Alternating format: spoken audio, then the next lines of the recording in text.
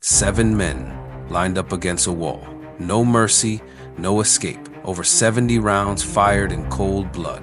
It was the most infamous gangland slaying in American history. And at the center of it all, Al Capone.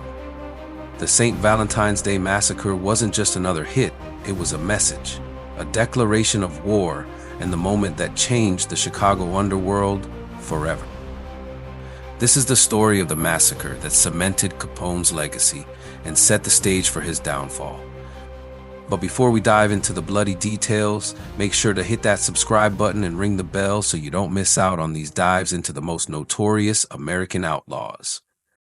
Born in Brooklyn, New York in 1899, Alphonse Al Capone grew up in the rough streets of a city where survival meant adapting fast. From petty crime to bootlegging, he made a name for himself through violence and intimidation.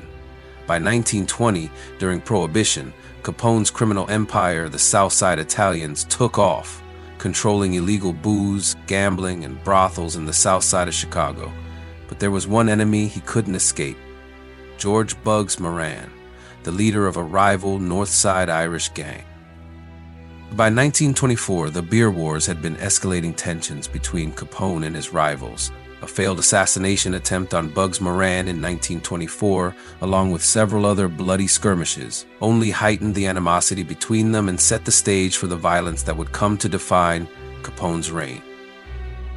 Fast forward to 1929. The city of Chicago was split between these two powerful crime bosses. Bootlegging was a multi-million-dollar racket, and both men wanted to control it.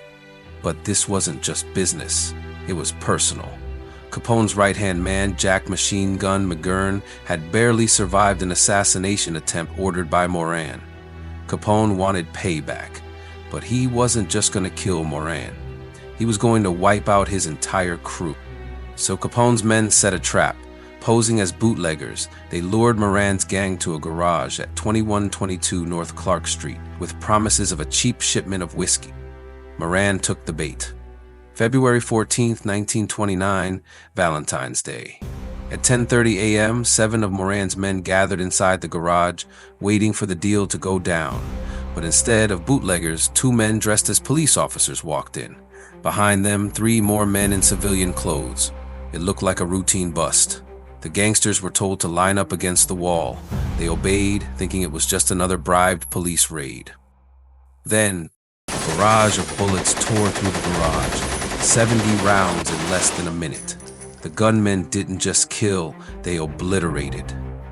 The victims included Frank and Peter Gusenberg, Moran's top enforcers, Adam Hayer, his business manager, James Clark, his second-in-command, and even John May, a mechanic who had no part in the gang war, was gunned down.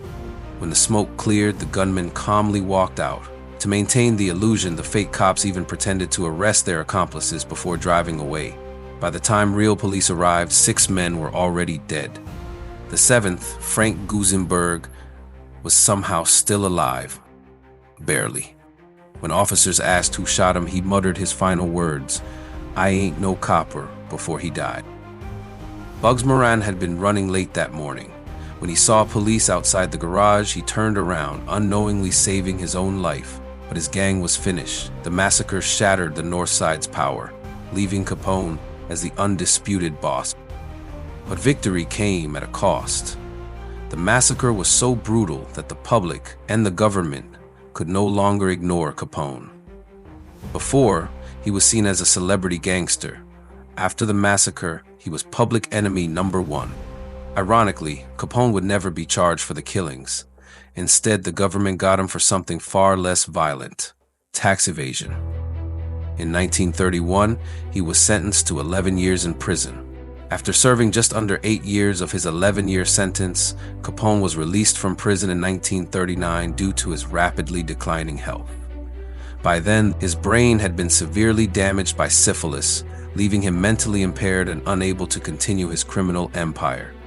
He spent his final years in his Florida mansion, where he lived in seclusion. Al Capone died on January 25, 1947, at the age of 48 from a stroke, brought on by his years of suffering from the disease. The legendary gangster who once ruled Chicago with an iron fist was gone, and yet his name and the St. Valentine's Day Massacre remains one of the most notorious moments in the history of American outlaws. As always, thanks for watching, and I hope you learned something.